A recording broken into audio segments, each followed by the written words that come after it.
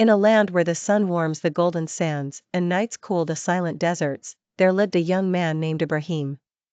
Living in a time when idol worship was prevalent, Ibrahim was deeply troubled by the mindless devotion to lifeless statues. These idols, crafted by human hands from stone and wood, commanded power over the land, yet could not respond to the simplest prayers. Ibrahim's father, Azar, was a prominent idol maker, and the community greatly revered him for his craftsmanship. Despite Azar's urging, Ibrahim could not bring himself to worship the creations of his father's hands. Spirited and reflective, Ibrahim often gazed upon the stars, the moon, and the sun, wondering about the forces that created and controlled them.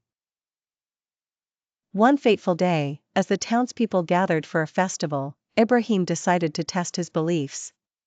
With the town deserted, he approached the temple, stood silently among the idols, and in a moment of boldness, smashed all but the largest of them with an axe.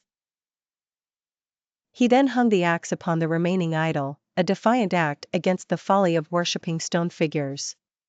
When the townsfolk returned, they were aghast and puzzled by the sight of their broken gods. They questioned each other and came to the realization that only Ibrahim, the eternal critic of their ways, could have done this.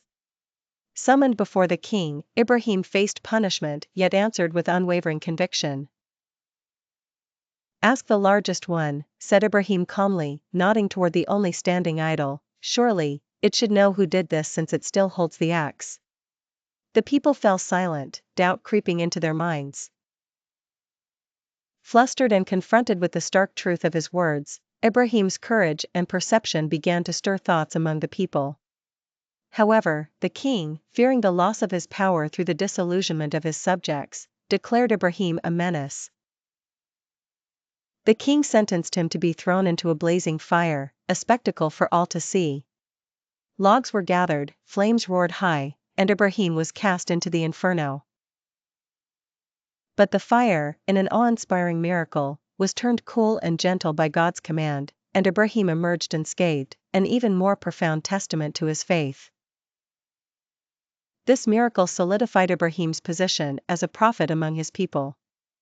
Over time, he traveled to lands far and wide, sharing the message of monotheism and gathering many followers who were captivated by his unwavering dedication to one God. Through his trials and triumphs, Ibrahim remained steadfast, unfaltering in his mission, leaving a legacy of faith and courage for generations to come.